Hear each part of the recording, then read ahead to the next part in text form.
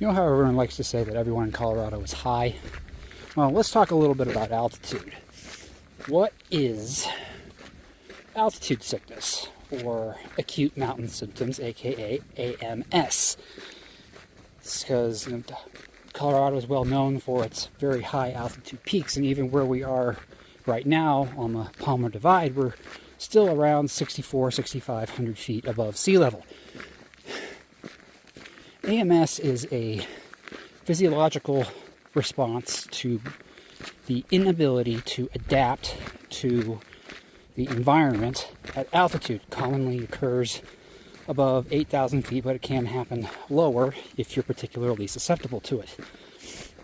What happens is not just lower available oxygen in your blood, it is also the difference in air pressure between what's common at sea level versus altitude. Because what happens is the inability to push oxygen into your blood comes from the lower air pressure, not available oxygen in the atmosphere. The amount of oxygen available is the same whether you're at 14,000 feet or sea level.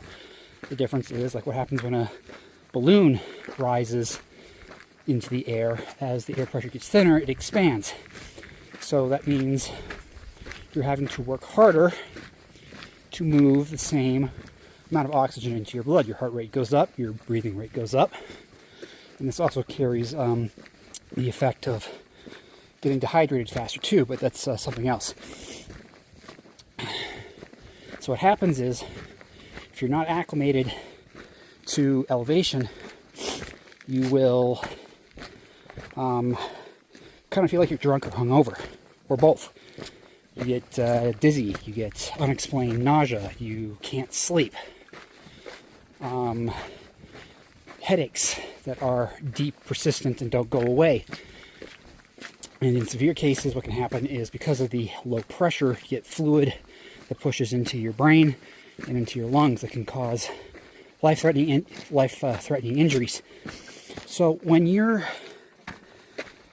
if you're not used to higher altitude, take the time to acclimatize in places like Denver and Sea Springs, where the altitude is still around mile high, but it gives your body a chance to adjust. And if you're going into the higher elevations, spend a few hours in the middle elevations around 8,000 to 10,000 feet, again, to give yourself time to adjust and adapt, especially if you're not used to it.